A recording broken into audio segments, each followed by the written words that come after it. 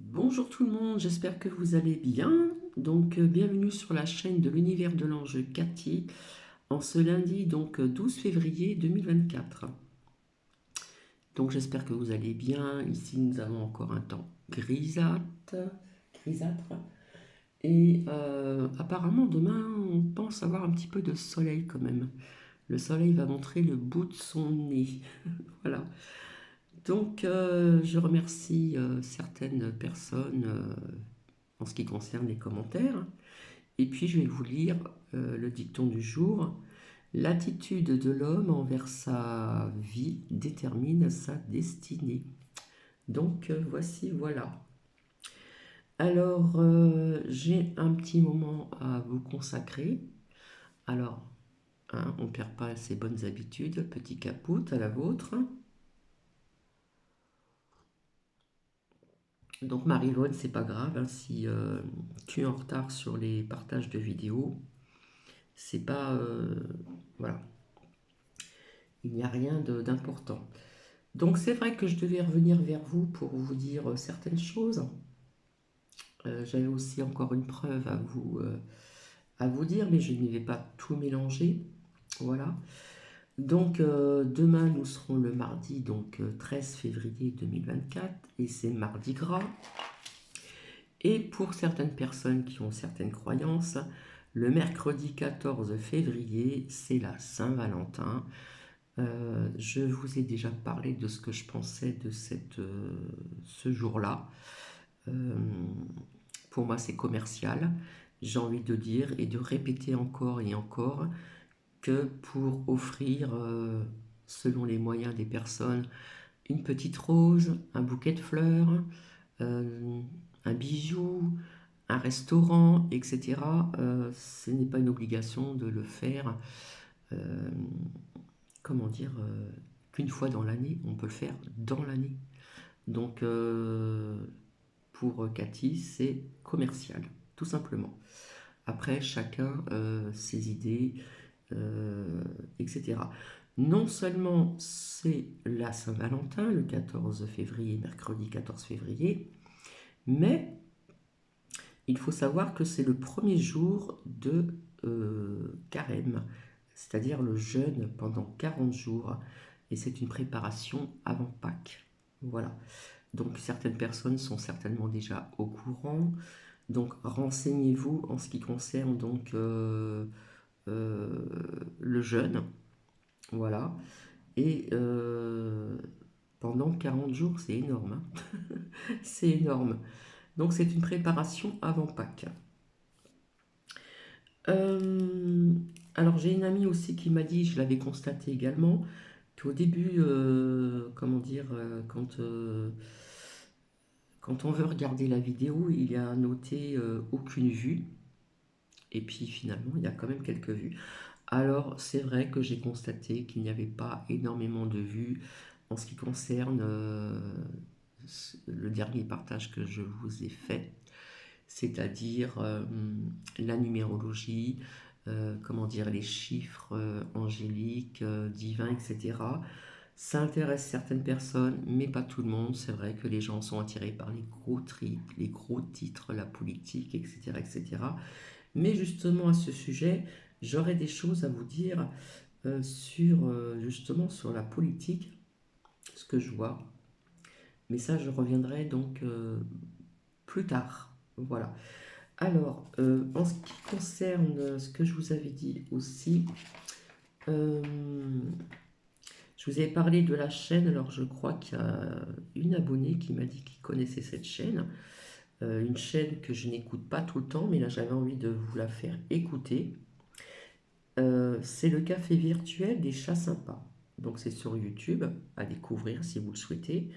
J'ai demandé la permission et finalement, on m'a dit oui. Donc c'est pas, ça sera pas à regarder, ça sera juste à écouter, tout simplement. Parce qu'il y a des choses qui sont quand même intéressantes. Voilà. C'est un langage différent du mien, mais c'est pas, ça change un petit peu, voilà. Et j'apprécie cette chaîne parce qu'il y a pas mal de partages et c'est une personne qui a fait beaucoup de recherches et qui est quand même instruite, etc., etc. Oui, je lance des fleurs parce que ce que je vous dis, c'est la vérité. Donc, je vais vous faire écouter donc cette personne avec son accord. Donc, c'est la chaîne Le Café Virtuel des Chats Sympas que vous pouvez découvrir si vous ne connaissez pas sur YouYou. Voilà, avec son accord. Donc, je vous souhaite une bonne écoute. Alors, comme ça m'a l'air d'être long, je me demande pas si je vais pas le faire en deux fois, en deux parties. Donc, bonne écoute.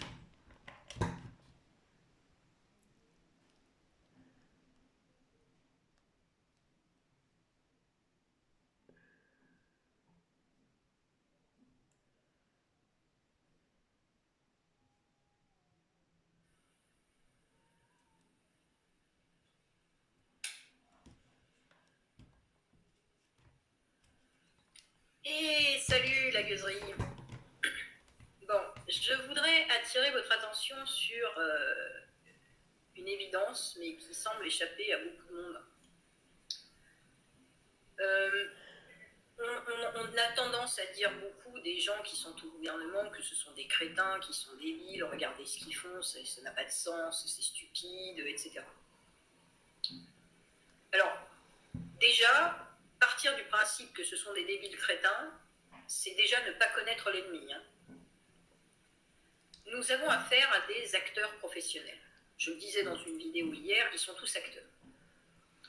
Qu'est-ce qu'un acteur? Un acteur, c'est un menteur professionnel. C'est une personne qui est capable de se mettre dans la peau d'un autre et, avec beaucoup de professionnalisme, de vous donner l'impression qu'il est vraiment cet autre.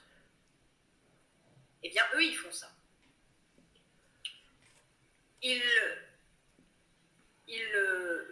annoncent des stupidités, des imbécilités en long, en large et en travers, et plus personne ne comprend rien parce que tout le monde se dit, mais enfin, c'est complètement idiot tout ça. Mais tout ça, ça a un sens. Ça s'appelle de la psychologie de l'absurde. Est-ce que vous savez à quoi sert la psychologie de l'absurde dans le cas qui nous intéresse? Figurez-vous, mesdames et messieurs, que les moutons, les naïfs, les gogos, tous ceux qui étaient faciles à maîtriser, ceux-là, bon, on leur collait BFMer d'un côté, Fortnite de l'autre, et puis voilà, on brassait le tout, on leur mettait un peu de psychologie du haineux sur Internet, et ça y est, c'était roulé. Ceux-là, on les emballait tout seuls. Et ils allaient tout seuls sauter dans le précipice volontairement. Mais l'ennemi, qui est le gouvernement, savait pertinemment qu'il avait un ennemi beaucoup plus emmerdant. C'était le gars qui a du bon sens, celui qui est intelligent, celui qui comprend tout de suite que tout ça, c'est impossible, que ça va mener forcément dans le mur, qu'il y a un polichinelle dans le tiroir, et que ces gens-là sont en train de faire un enfant dans le dos à tous les Français, voire même à tous les peuples européens. Or, celui-là, il est un clou dans le pied à Herr Schwab et Van der Leyen et leur patron. Donc celui-là, il fallait pouvoir le maîtriser autrement. Et c'est pas avec des merdias menteurs ou avec des propositions démagogues qu'on arriverait à baiser le gars qui a du bon sens. Donc comment tu baises un gars qui a du bon sens? Eh bien, tu lui fais la politique de l'absurde.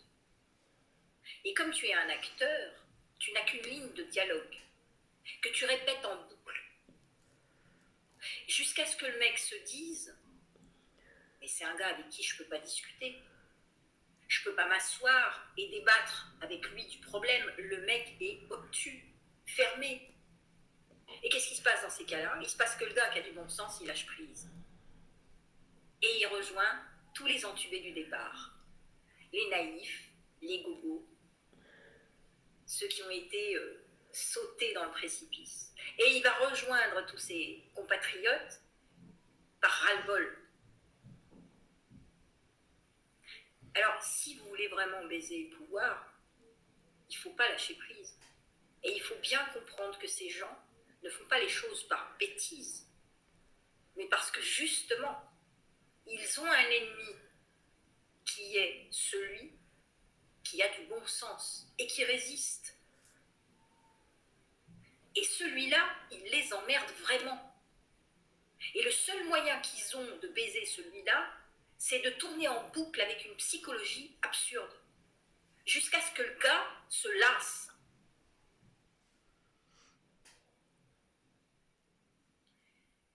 Et donc, comme dit Sun Tzu, connais ton ennemi et connais-toi toi-même, et pour 100 batailles, t'auras 100 victoires. Eh ben, il faut connaître son ennemi, et il faut savoir que cet ennemi ne fait pas les choses par bêtise, par stupidité, c'est un plan. Et c'est un plan pour baiser la seule personne, le seul individu dans toute cette masse, le seul groupe d'individus qui est capable de lui résister par un bon sens indétrônable. Comprenez-vous? On apprend ça en psychologie. Hein. Donc là, ils vont continuer à jouer de la psychologie de l'absurde jusqu'à ce que tous les gens qui ont du bon sens lâchent prise. C'est pour ça qu'il ne faut pas lâcher prise. Il faut continuer à être le gravier, puis le caillou, puis le rocher qui va leur péter la machine. Mais mettez-vous bien dans le crâne que ces gens qui ont un rôle de Ubu, un roi de l'absurde, un roi qui n'a pas de peuple, pas de nation, leur rôle, c'est justement de casser l'idée d'unité d'un peuple, d'appartenance à une nation, pour faire de nous des petits moutons d'un gars qu'on verra jamais, ils sont même sans doute plusieurs, et dont Herschfab et van der Leyen sont le bras droit et le bras gauche. Et pendant que ces deux-là sont en train de dire à toutes leurs petites marionnettes les prochaines lignes de leur dialogue, les autres derrière, ils se paluchent. Alors, il faut qu'on tienne le coup le plus longtemps possible. Il faut qu'on ait le dessus. Il y a toujours un moyen. Alors bon, y aller par les urnes, c'est essayer d'attaquer la pyramide par le sommet. Y en a un qui se balade en ce moment à travers la France et qui essaye de sauver les meubles, à commencer par nos fermiers, nos agriculteurs, c'est Juvin Brunet. Il avait essayé le franc, il a essayé, il tape en bas, hein, il essaye d'attaquer la pyramide par le bas. C'est pas complètement couillon comme technique. Dans la mesure où de toute façon aux élections, nos candidats ils passeront pas, ils n'auront pas le droit d'accéder à ceux qui pourraient se présenter. Et donc on ne pourra jamais couper la tête de la pyramide. Eh bien, il faut qu'on l'attaque par le bas. C'est notre univers, le bas de la pyramide. C'est le terrain qu'on connaît. C'est chez nous. Eux, ils sont dans le petit espace. Ils sont au-dessus du petit espace. Vous voyez le billet vert? Vous voyez la pyramide sur le billet vert? Vous vous rappelez qu'il y a un œil dessus, mais qu'elle est séparée. Cette petite pyramide, elle est encore au-dessus du gros bâtiment. Nous, on est ce gros bâtiment. On est en bas de ce gros bâtiment. On est les fondations. C'est par là qu'il faut qu'on les attaque. Par les fondations. C'est pas la peine de monter les étages. L'ascenseur, il bloque à un certain niveau. Et après, il faut un code. Et le code, on l'a pas. Alors, il faut les attaquer par le bas. Ils veulent piquer notre pognon et le filer à un violeur d'enfants. Et bien, notre pognon, on le sort des banques et on le file à nos fermiers. On s'arrangera après. Ils seront nos débiteurs.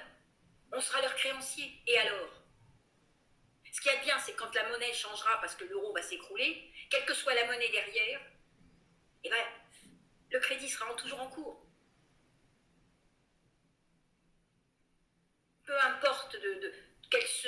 fois la monnaie utilisée, la monnaie nouvelle, machin. Le gars, tu lui as prêté tant, il te rendra tant. Point barre.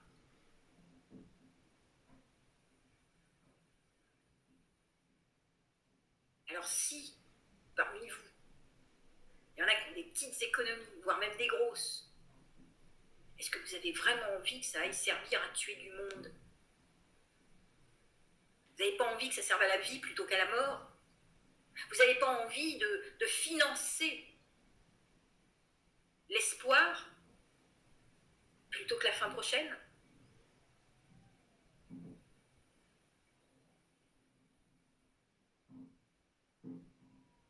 C'est vous qui voyez. Mais arrêtez de penser que les gens qui sont au gouvernement sont juste des abrutis qui font des trucs plein de non-sens. Ça fait tout partie d'un plan. Et ce plan, c'est de réduire en bouillie le cerveau de ceux qui pensent encore. Vous ne croyez pas qu'ils y ont pensé, ça, à un moment donné? Relisez la fameuse phrase de 1981, reportée dans le bouquin de comment il s'appelle, Simon, de ce qu'aurait dit Attali. Les gogos, ils vont y aller tout seuls. Les inutiles, ils ne nous demanderont pas notre avis, ils nous euthanasieront. Mais ils ne peuvent pas faire un test de QI pour ceux qui veulent garder. Mais si ceux qui veulent garder, on pouvait, en tout cas, leur faire un enfant dans le dos, nous aussi, ce serait pas plus mal.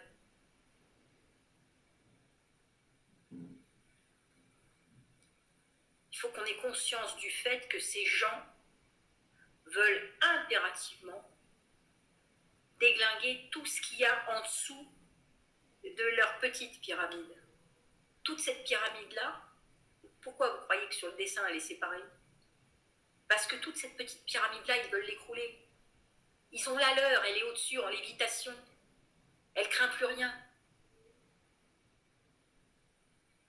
Et la grosse pyramide en bas, c'est la pyramide de la petite bourgeoisie, du peuple et de l'ultra-pauvre. Ça peut s'écrouler, ça, ils n'en ont pas besoin. Dans l'espace qu'il y a là, se situe l'IA, et ils comptent là-dessus pour faire leurs tâches difficiles. Vous savez bien qu'ils ne sont pas foutus capables d'enfiler leurs caleçons tout seuls. Ils ont besoin de personnel.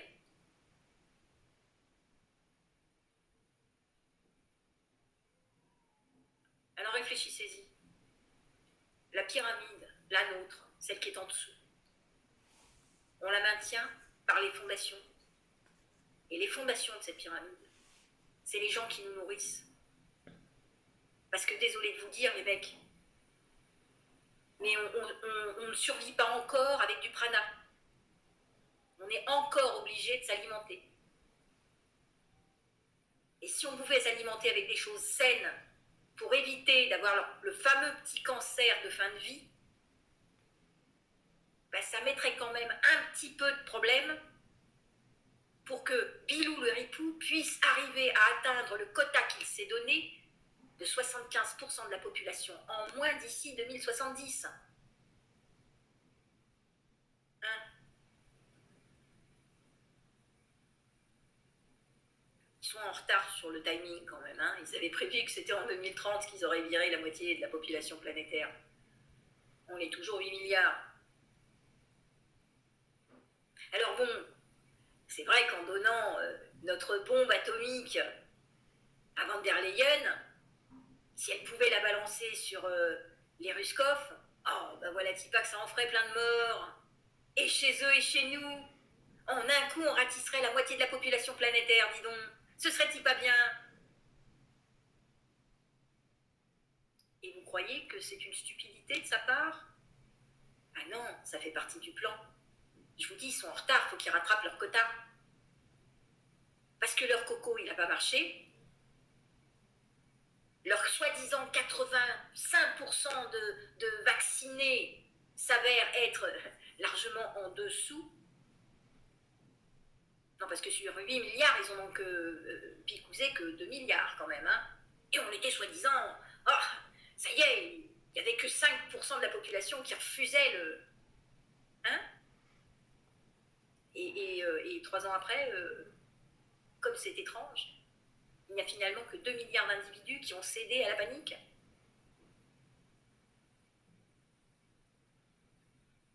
Je ne vous parle même pas du fait que, dans la mesure où ils ont collé tous les moribonds et les morts, Coco, bah, du coup, le chiffre, il n'est pas plus grave qu'avant. Hein?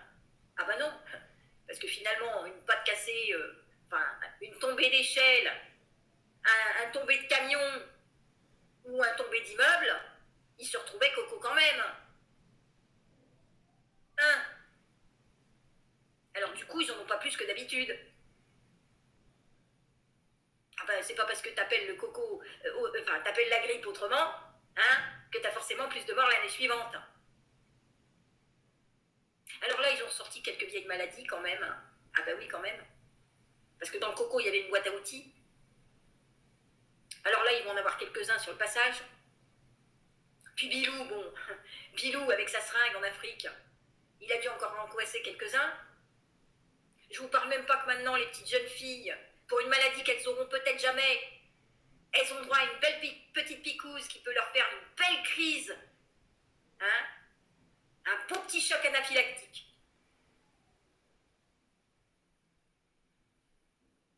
Mais bon, c'est tellement secondaire. Ah, puis si par la même occasion, on pouvait les stériliser. Hein? Oh, c'est les féministes qui seraient contentes tout de même d'avoir autant d'autorité sur leur propre corps. C'est ballot, hein, mais le jour où tu voudras un gosse, tu pourras plus en avoir. Ouh, bah ça, c'est dommage. C'est dommage. Parce que peut-être un jour, tu vas trouver ton prince charmant, et puis ce jour-là, tu voudras un bébé, et puis ce jour-là, ta machine, elle aura été niquée, dis donc. Ben oui, mais en même temps, il y avait tellement d'autres solutions. Mais toi, t'as cru. T'as cru à la campagne de « c'est ton corps, c'est tes droits ». Oui, t'as le droit de faire sauter ton moutard, mais t'as pas le droit d'être maître de ton corps et de ne pas y laisser rentrer ce que tu ne veux pas y mettre. Hein. Alors tu as le droit de te faire violer dans la rue. Ah oui, oh bah ça c'est devenu un sport national. T'as le droit de te faire enculer au travail. Oui, il n'y a pas de raison. Pour un même boulot, pourquoi tu serais mieux payé? Voire même pourquoi tu serais payé pareil? Et en même temps, pendant qu'on t'enlève le polychinelle, on fait en sorte que tu ne sois plus reproductible. C'est-tu pas merveilleux? Et si avec un peu de chance, t'as été à tes 3 piqûres, et ben voilà, dis pas que t'as plus tes règles, et que là, c'est un grand bonheur. Plus jamais tu seras emmerdé avec ça. T'as pas intérêt de trouver un julot qui a vraiment envie d'avoir un minot, hein. Parce que sinon, il va aller le faire à une autre, et puis toi, tu seras bien dans la merde. C'est ballot tout de même. T'as vu où t'as placé ta liberté sexuelle? Dans un gros piège à conne. Enfin, c'est pas grave. Et tout ce bordel date depuis quoi, 1885 peut-être? Ah bah à l'époque, il fallait qu'elles soient un petit peu noires, les filles. On leur demandait pas trop leur avis. Oui, non seulement on faisait passer le moutard, mais en plus elles étaient stérilisées. Peu cher. Fallait pas que ça se reproduise. Oh, ça faisait des ordres, la couleur était pas jolie. Ça n'allait pas avec les meubles. Mais bon, on leur a appris à se plaindre, c'est ça qui est bien. Et pendant que tout ce petit monde se plaint et se morfond et joue les victimes, eh ben il deviendra propriétaire de la plantation. Et encore moins propriétaire de son corps et souverain de sa petite personne. Ah ben non, on ne peut pas lui apprendre à se morfondre sur lui-même et en même temps lui apprendre à être maître de lui-même. C'est pas possible. C'est antinomique.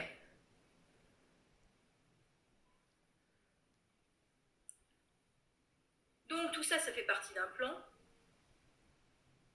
Alors quand t'as le petit con qui vient te dire qu'on va repeupler, après avoir fait une superbe campagne de stérilisation au nez et à la barbe de tous les gogos, qui pensaient devenir grands-parents ou parents, et qui sont vite allés, oh là là, oh, ils fument comme des pompiers pourtant, certains, mais ils ont eu tellement peur de mourir, qu'ils sont allés devenir des cobayes comme ça, hein? voilà, le principe de précaution n'a pas eu foi.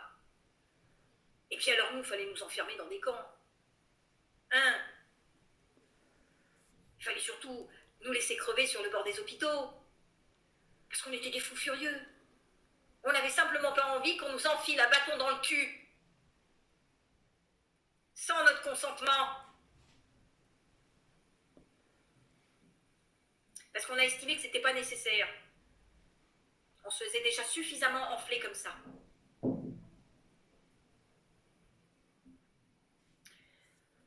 Alors bon les gars, si vous pouviez commencer à comprendre que les guignols qui sont au gouvernement ne sont guignols que parce qu'ils sont dans le petit théâtre de Guignol et de Niafron, mais qu'en réalité leur texte est écrit par des gens plus subtils, plus intelligents et super patients en plus. Et ça fait un moment que ça dure. Et que le plan est parfaitement défini. Ils l'ont même écrit depuis plusieurs années. Oui. Alors je me répète, hein. Growing Smart, Legislative Guidebook, pour un. Préparez vos lunettes, hein, parce qu'il y a 1000 et quelques pages, 1200 ou 1500, je ne sais plus. Bon, ben, rien que...